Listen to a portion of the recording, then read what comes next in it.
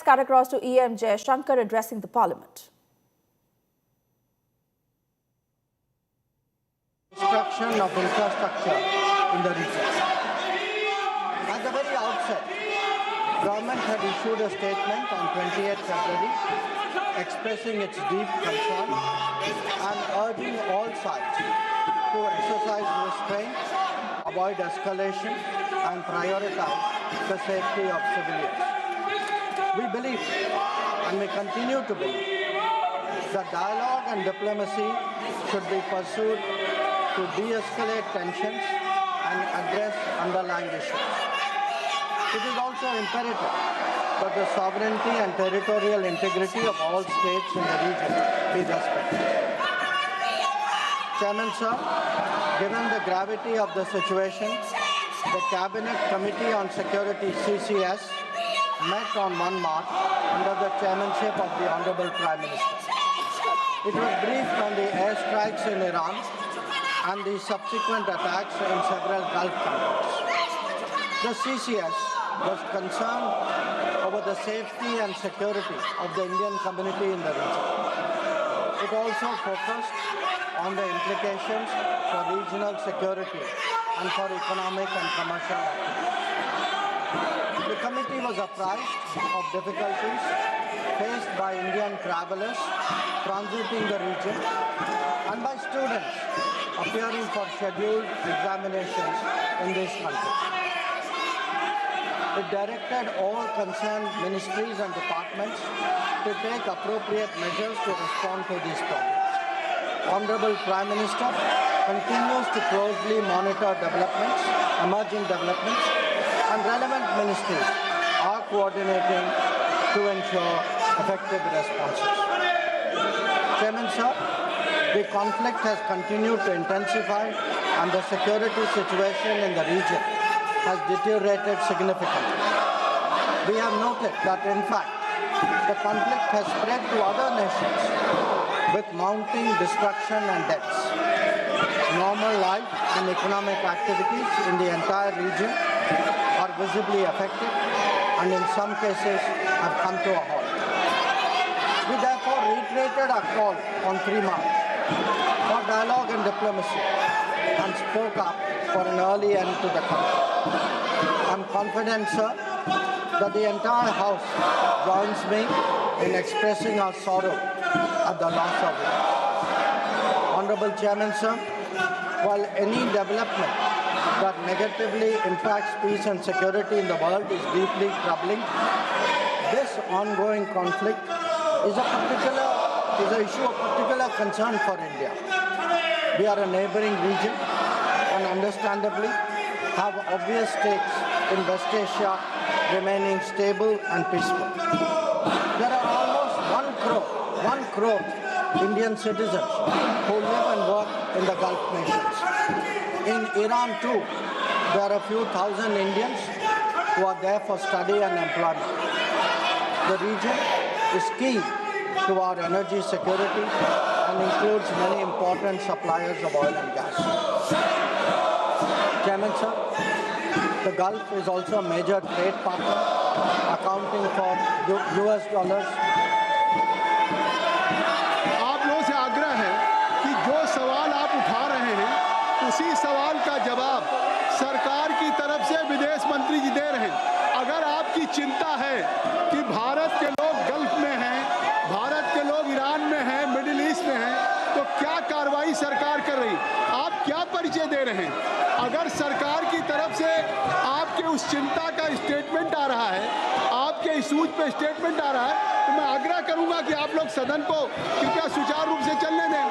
आप सुनिए, माननीय विदेश मंत्री जी जो आप सवाल को उठाना चाहते हैं उसका जवाब दे रहे हैं, स्टेटमेंट दे रहे हैं। आप सुनना नहीं चाहते, पहले से प्ले कार्ड लेके आए हैं। ये प्ले कार्ड लेके क्यों आए? कई बार अध्यक्ष जी ने कहा प्ले कार्ड लेकर के सदन में नहीं आया जा सकता, फिर भी आप तैयारी के साथ कि सदन को नहीं चलने देना। माननीय विदेश मंत्री। Chairman, sir, the Gulf is also a major trade partner, accounting for US dollars 200 billion almost annually of trade. The House is also aware that in the last decade, there have been significant investments from the region into the Indian economy. Therefore, the serious supply chain disruptions and climate of instability that we perceive are indeed serious issues. Furthermore, these include attacks on merchant shipping, where Indian nationals often constitute a large proportion of the crews. We have sadly already lost 2 Indian mariners and 1 remains missing in such incidents. I know, sir, that the House joins me in condoling their deaths. Honorable Chairman, sir, government has been assessing the situation in West Asia continuously since the 12-day war in June 2025. We noted the indications of growing tension and cautioned the Indian community in Iran accordingly. On 5 January, Indian nationals were advised by the Ministry of External Affairs to avoid non-essential travel to Iran.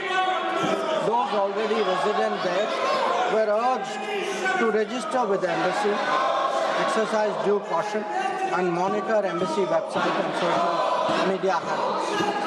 A second advisory was issued on 14 January, reiterating the advice to avoid travel in even stronger.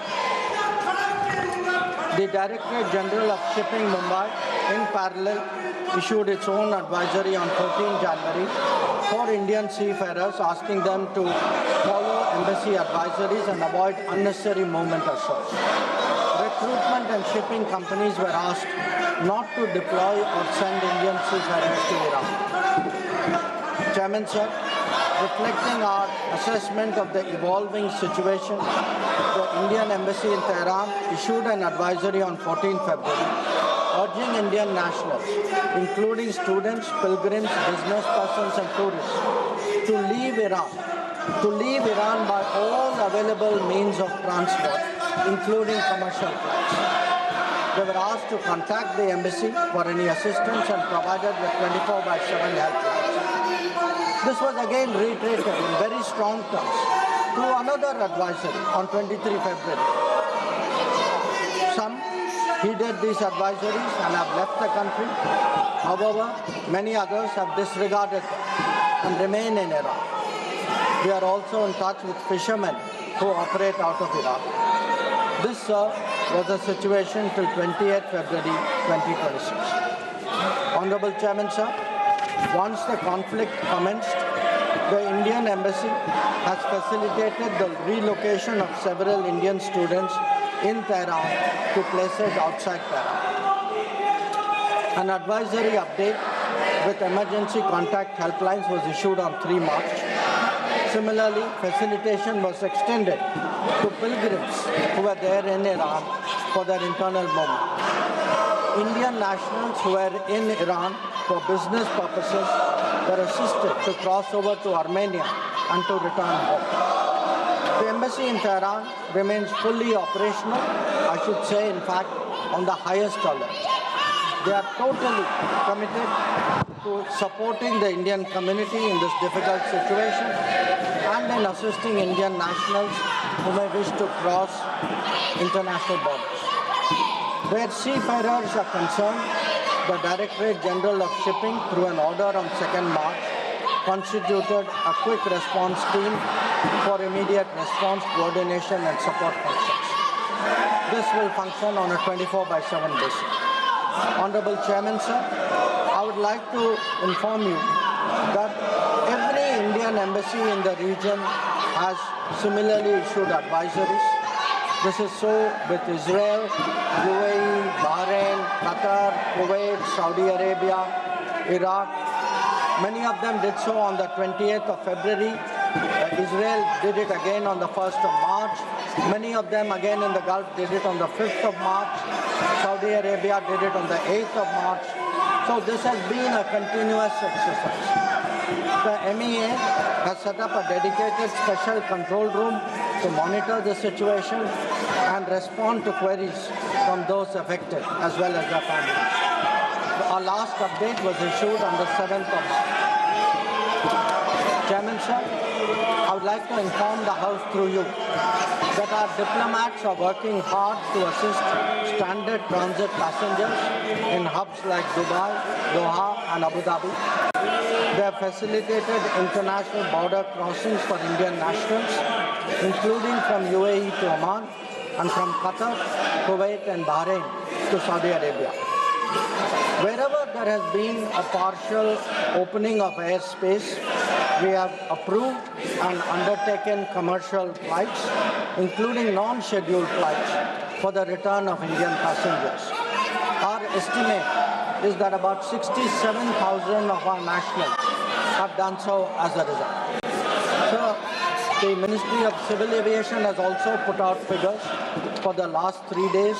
On the 7th of March, there were a total of 51 inbound flights operated by Indian carriers, 49 on the 8th of March, and there are 50 flights planned for the 9th of March. Chairman, sir, throughout this period, government has maintained close contact with relevant countries.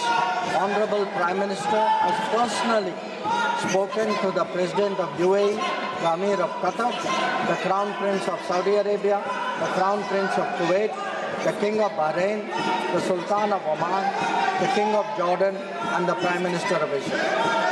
In each case, we received assurances that the well-being of the Indian community will be the priority for the host government. I have similarly been in close touch with my counterparts in these countries. Insofar as the United States is concerned, we have maintained regular contacts through diplomatic channels.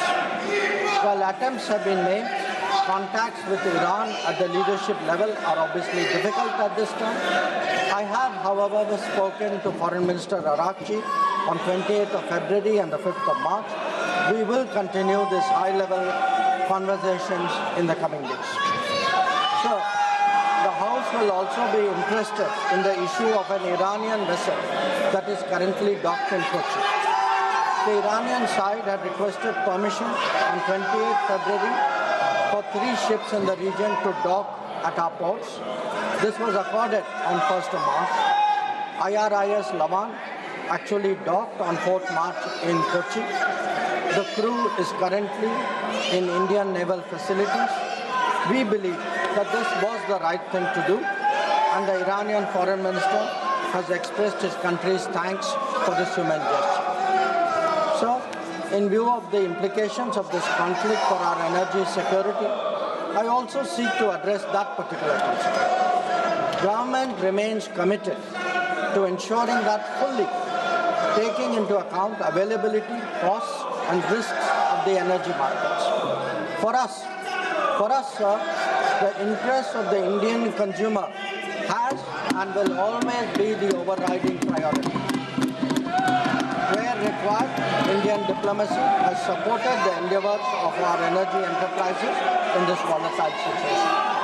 Honorable Chairman, sir, let me conclude by highlighting the 3 guiding factors of our approach. 1, India is in favor of peace and urges a return to dialogue and diplomacy.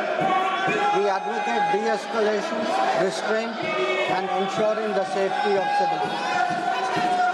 2, the well-being and security of the Indian community in the region is our overriding priority. We will continue to work with governments of the region towards that end. And 3, our national interest, including energy security and trade flows, will always be paramount.